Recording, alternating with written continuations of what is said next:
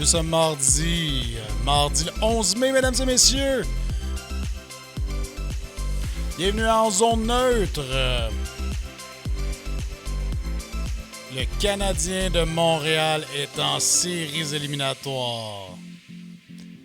On parle uniquement de ça ce matin. Le Canadien de Montréal.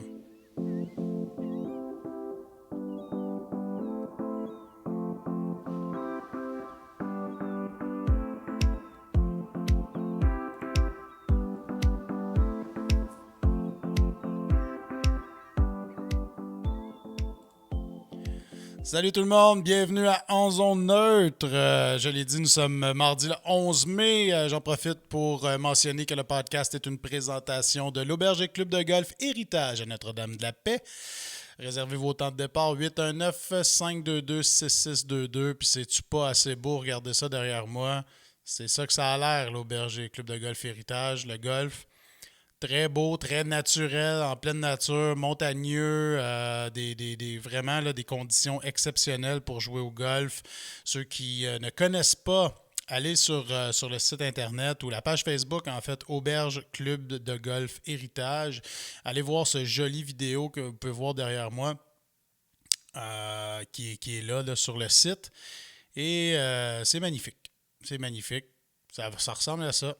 Très, très montagneux, beaucoup d'arbres, en pleine nature, terrain qui a été construit en pleine nature. Donc, encore une fois, réservez vos départs au 819-522-6622. J'en profite aussi pour remercier mes acolytes de toujours, Éric et Mélanie chez Construction Myrick.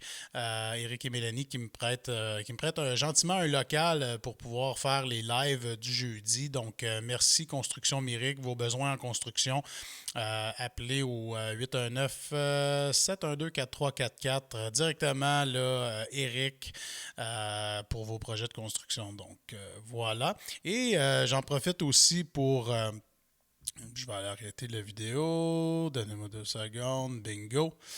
Et, j'en profite aussi pour remercier le Brasse Camarade aussi. Au départ, dans les podcasts, j'allais me chercher des petites boissons alcoolisées pour passer la soirée et tout ça. Donc, merci à la gang, à Véronique et Fred chez le Brasse Camarade à Saint-André-Avelin. Allez faire le plein pour vos consommations pour le week-end et tout. Vraiment, Véro et Fred vont pouvoir vous conseiller avec brio. Donc voilà, j'en ai parlé d'entrée de jeu. Les Canadiens de Montréal sont en série. Je vais juste me changer de place un peu. Bon, le Canadien de Montréal est en série, mesdames et messieurs, et c'est officiel depuis hier soir. Défaite en prolongation contre les Oilers d'Edmonton, 4-3 pour les Canadiens. Le Canadien qui avait pris les devants dans le match, et puis par la suite, les Oilers avaient été revenus et ont pris les devants dans le match à un certain moment, 3-2. Et le Canadien qui crée l'égalité pour forcer la prolongation, ainsi récoltant 1 point, les menant vers les séries éliminatoires. Et là, toutes les équipes, tous les spots, comme on dit, dans chacune des divisions sont occupés. Donc, les 4 finalistes, si on veut, par division, sont connus partout dans la Ligue nationale. Et c'est de ça qu'on va parler un petit peu aujourd'hui, ce matin. Je veux voir les affrontements possibles. Qui dans chacune des divisions, parce que ça va être super intéressant de suivre ça. Du côté de la division canadienne, pas très surprenant de voir les Maple Leafs, les Oilers d'Edmonton, les Jets et le Canadien. Les positions demeurent à confirmer parce que le Canadien peut encore rattraper les Jets. Au niveau des 2 premières places, c'est coulé dans le béton. Donc, on a les Maple Leafs en première place, les Oilers en deuxième, et il pourrait y avoir une permutation entre les Jets et les Canadiens. Ce qui fait qu'on va avoir des affrontements là, qui, en date d'aujourd'hui, on aurait Canadiens contre les Maple Leafs de Toronto et les Jets contre les Oilers d'Edmonton. Ce qui est géographiquement beaucoup plus logique, mais ça se pourrait que ce soit Edmonton-Montréal, Toronto-Winnipeg. Donc, à suivre, on va voir les prochains matchs. Là. Ça se décide cette semaine. Canadien a un match à disputer qui va avoir lieu mercredi, je crois. Bougez pas, je vous dis ça tout de suite. Ouais. Le Canadien affronte encore une fois les Oilers mercredi. Match qui est à 5 heures dans l'après-midi. Pourquoi?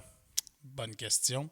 5 heures dans l'après-midi, Canadiens Oilers et pendant ce temps-là, les Jets affrontent ce soir même les Canucks de Vancouver.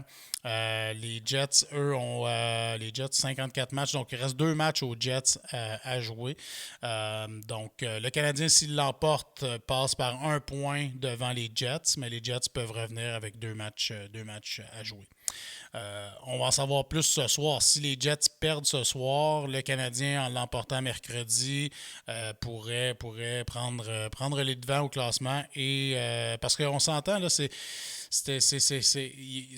c'est avantageux de passer en troisième place puis affronter les Oilers. Même si les Oilers ont battu le Canadien hier, on se rend bien compte que les Oilers, c'est une équipe qui marque beaucoup de buts, mais défensivement est beaucoup moins solide que les Maple Leafs. Donc, techniquement, on voudrait terminer troisième puis affronter les Oilers au lieu des Maple Leafs, mais en même temps, même si les Maple Leafs ont dominé les affrontements contre le Canadien dernièrement, une série Canadien-Toronto, j'allais dire Canadien-Boston, on s'ennuie de ça un peu aussi. Canadien-Toronto, c'est du classique même, donc pour une saison un peu bizarre, puis bon, des mesures extrêmes qu'on a présentement, tout ça. Je pense qu'une bonne série Canadien-Maple Leafs, ça peut faire la job. Si on regarde la division centrale, les Hurricanes de la Caroline qui surprennent, moi je les voyais en série, là, mais probablement pas remporter cette division. Tous les matchs sont disputés dans cette division-là. Donc, il ne reste plus de matchs. Les formations ont joué leurs 56 matchs. La Caroline termine premier et affronteront les Prédateurs de Nashville qui ont terminé quatrième dans la division. Et on aura droit à un affrontement tout floridien. Donc, l'État de la Floride, les Panthers qui ont terminé deuxième affronteront le Lightning de Tampa Bay. Et ça, c'est pas peu dire. Là, les Panthers auront l'avantage de la glace dans cette série-là. Donc, c'est dire que Tampa Bay qui termine troisième, assez surprenant, mais en même temps, bon, les Panthers ont connu une très bonne saison. 79 points de classement versus 75 contre le Lightning. Donc, super intéressant. Ça va être ma série dans cette division-là, la série que je vais suivre le plus. Les équipes de la Floride, quelques Québécois d'ailleurs, qui se retrouvent dans ces deux formations-là. Dallas qui rate les séries, donc c'est quand même assez impressionnant. Dallas qui a une bonne formation, récolte quand même 60 points au classement. 60 points. Les Blackhawks de Chicago aussi qui ratent les séries. Belle saison pour eux, malgré une fiche en bas de 500, mais quand même les Blackhawks qui se replacent là, après des années de misère. Donc c'est encourageant. Faites à noter aussi que les Blackhawks ont joué sans la présence de leur capitaine tout au long de la saison. Jonathan Toews qui a pas joué cette saison, donc quand même 55 points à 9 points d'une place en série. Dans l'Est, on peut plus dire l'Est on peut plus dire la division, la conférence de l'Est, mais dans la division Est, les Penguins de Pittsburgh, les Penguins qui reviennent au top, les Penguins de Pittsburgh qui ont toujours fait les séries dans les dernières années, mais que c'était un petit peu plus difficile. On voyait peut-être un ralentissement du côté des Penguins, mais non, 77 points en 56 matchs, remporte la division officiellement parce que, bon, malgré le fait que les Capitals de Washington peuvent égaliser le nombre de points, les Penguins ont une victoire de plus malgré tout, donc vont terminer premier. Et visiblement, ce n'est pas terminé Ouais, c'est terminé dans cette division-là aussi. Il reste des matchs, donc il reste un affrontement Washington-Boston qui se déroule ce soir d'ailleurs. Mais les deux formations, il ne peut pas avoir de changement. Donc, on va avoir des séries entre les Penguins de Pittsburgh et les Islanders de New York. J'allais dire les Islanders de Washington. Pas perdu, le gars. Et il va y avoir un affrontement entre les Capitals de Washington et les Bruins de Boston. Ça veut dire que Zdeno Chara affrontera son ancienne équipe en série, ancien capitaine des Bruins de Boston pendant plusieurs saisons, remporté la Coupe Stanley avec les Bruins, se retrouve avec les Capitals de Washington et va affronter son ancienne équipe en fait en série. Washington aura l'avantage de la glace dans cette série-là. Ça va être assez plaisant. Vraiment dans cette division-là, Pittsburgh Islanders, ça va être excellent. Il y a 6 points qui séparent les 4 équipes dans le standing, dans le classement au total. Donc, ça va être super intéressant. Pittsburgh Islanders, ça va être du bon hockey. Washington-Boston, j'ai l'impression que ça va être très émotif. Les Rangers de New York, les Flyers de Philadelphie, les Devils du New Jersey et les Sabres de Buffalo sont exclus des séries. C'est pas une grande surprise, sauf peut-être pour les Flyers de Philadelphie qu'on voyait avoir une meilleure saison que ça.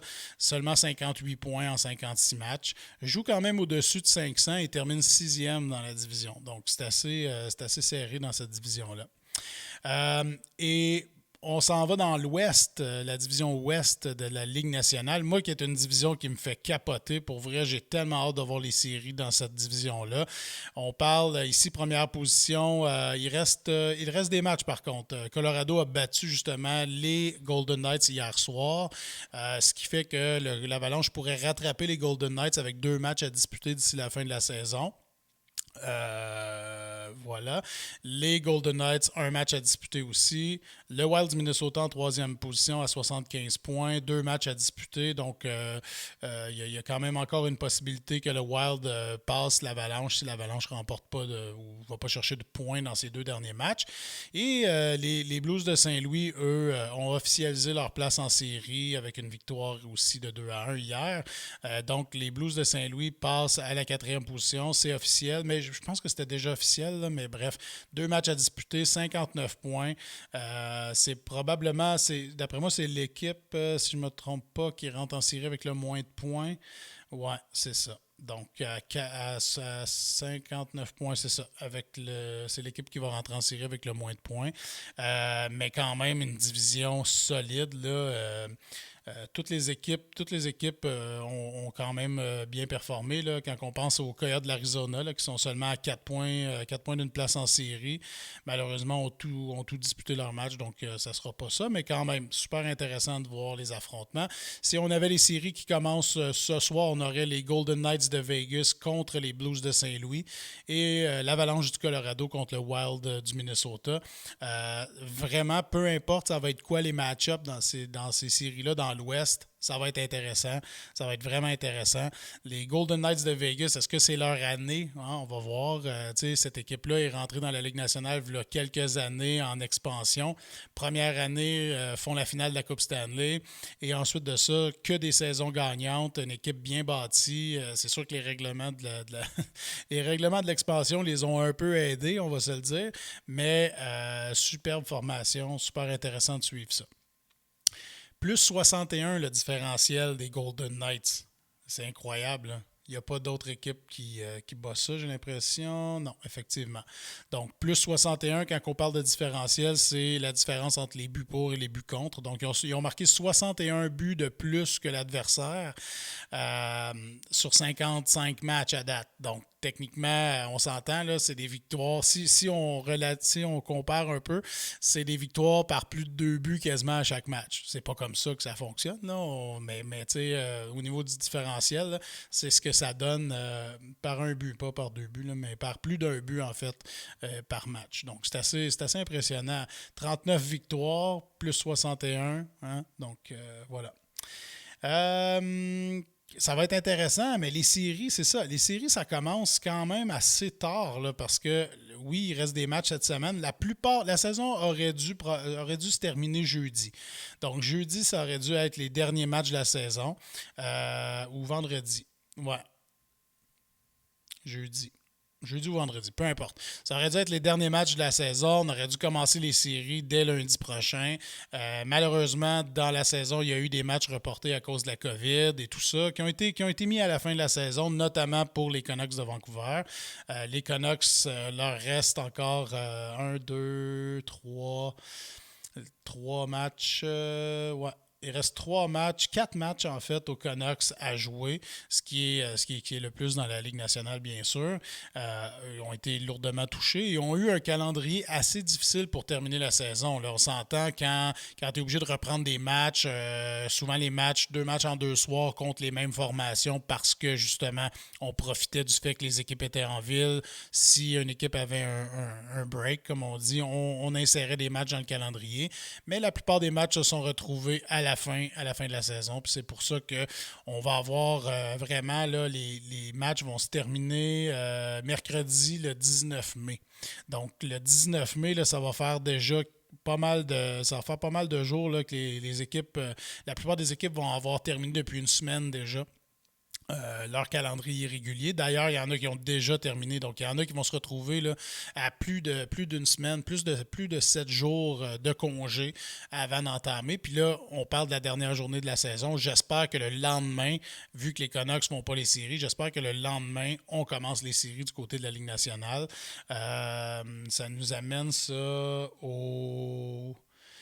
Vous voyez, le 19 mai, c'est le dernier match régulier des Canucks contre les Flames. Donc, 2 équipes qui ne font pas les séries. Donc, on peut imaginer que les séries commenceront le jeudi 20 mai, alors qu'aucune des formations en série vont disputer des matchs. D'ailleurs, on pourrait même commencer les séries là, aussitôt que dimanche le 16 mai, parce que techniquement, les 3 derniers affrontements des Canucks, c'est contre les Flames de Calgary et ces 2 équipes-là ne font pas les séries officiellement. Donc, techniquement, ils vont jouer ces matchs-là, mais ils pourraient les jouer alors que les séries sont déjà commencées. Donc, à suivre du côté de la Ligue nationale, on va voir ça. Mais écoutez, ça va être super intéressant. Et que dire de plus que... Ça va rendre tout le monde de bonne humeur d'avoir du hockey de série à Montréal, que vous soyez fan de peu importe l'équipe que vous soyez fan. Là, moi, je suis entouré par des fans des Canadiens, des fans des Sénateurs, des fans de toutes sortes d'équipes. Peu importe pour qui vous prenez, je pense que d'avoir le Canadien en série et possiblement un affrontement contre Toronto ou Edmonton, donc McDavid ou Matthews et sa gang, ça va être du bonbon ça, pour les gens qui sont un petit peu confinés, enfermés, tout ça. Je pense que ça va remettre la bonne humeur de voir du hockey de série, même s'il n'y a pas personne dans les estrades pour ces premières rondes-là. Ça va juste rendre le monde, la passion va ressortir, ça c'est certain, puis du bon hockey de série, ça fait toujours du bien. La preuve, on l'a eu l'année passée, malgré une saison, pas une saison, mais malgré des séries à huis clos, dans des bulles, tout ça, la fièvre des séries était quand même là, en plein milieu de l'été. Donc, on va revivre ça un petit peu cette année, bien hâte de voir ça, mais que dire de plus que les Canadiens sont là. Et voilà, j'avais promis de chanter un peu dans ce podcast-là, fait que c'est fait. Sur ça, nous sommes mardi le 11 mai. Il fait pas si beau que ça en Outaouais. Je ne sais pas ailleurs au Québec qu'est-ce que ça donne. Mais je vous souhaite de passer une excellente journée et on va suivre de très près les matchs de ce soir. Et on suit aussi, on parle uniquement de hockey ce matin, mais on suit quand même les Blue Jays qui reprennent du boulot contre les Braves d'Atlanta ce soir. On va suivre ça de très près. Les Raptors aussi, tous les sports. Et on continue de regarder un peu le tennis aussi. Préparation pour le tournoi de Roland-Garros à suivre dans 2 semaines. Donc, on suit tout ça, puis on s'amuse à regarder du sport, puis à être passionné avec le sport. Donc, voilà. Je souhaite de passer une excellente fin de journée, tout le monde. Et on va se remettre un peu de musique. That's it. Bonne journée tout le monde. Have fun.